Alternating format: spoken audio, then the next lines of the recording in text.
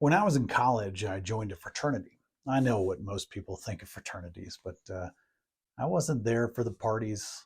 I was the nerd who loved things like ancient sacred rituals that were really just cute little ceremonies with candles and music and oaths. It was all about like living a value centered life. Now, I love the chapter meetings too. That's where the guys would get together in coats and ties, college guys in coats and ties, passing bylaws, holding each other accountable, and learning how to run an organization through self-governance and democracy. Man, I'll be honest, I love that stuff. I was that kind of guy. And we had a line in our fraternity's ritual about how we should treat each other if we disagreed. It read, I don't think I'm giving away any ancient secrets or anything here.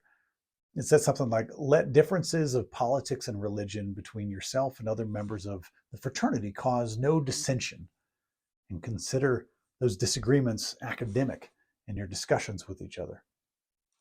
I love that idea. That our little group of college guys all agreed to let differences of politics and religion never cause dissension, and that we should consider them academic in our discussions. I'll be honest, that really taught me how to disagree productively. Disagreement is a big part of the story of faith. I mean, there are more than 45,000 denominations of Christianity globally. 45,000. Those are all little groups of people who disagree to some extent with the other 44,999. And they all still consider themselves Christian.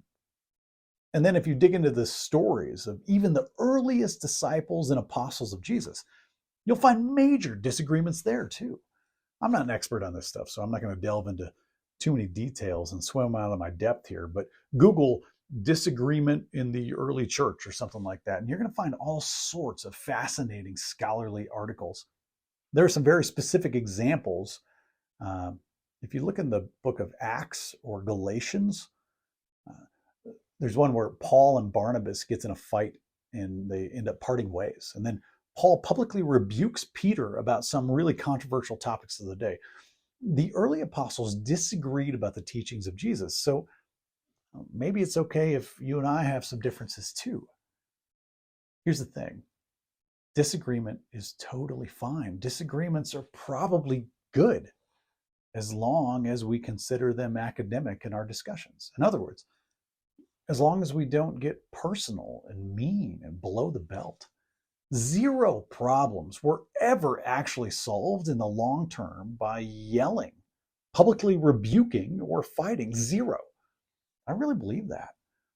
We progress and grow as a society and as people when we can disagree with love, sandwiched right in the middle of our opposing viewpoints. Love has to be packed in there. I know I started this sermon with a peculiar anecdote about my college fraternity.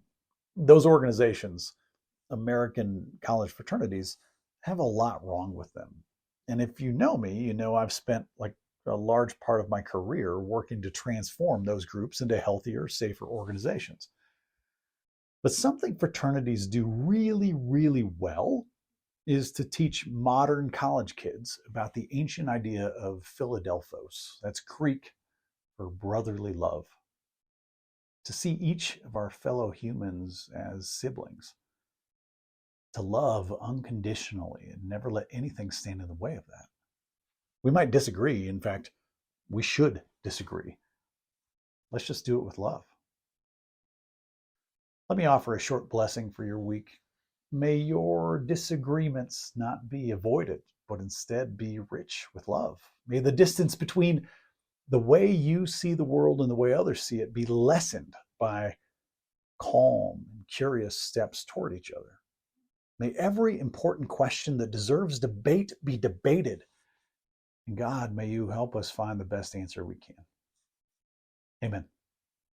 Between is about you. Take this message out into your life this week and transform the world around you through simple, sacred, loving moments of human connection. My favorite church is the space between people. Now go with God's love and create the church between.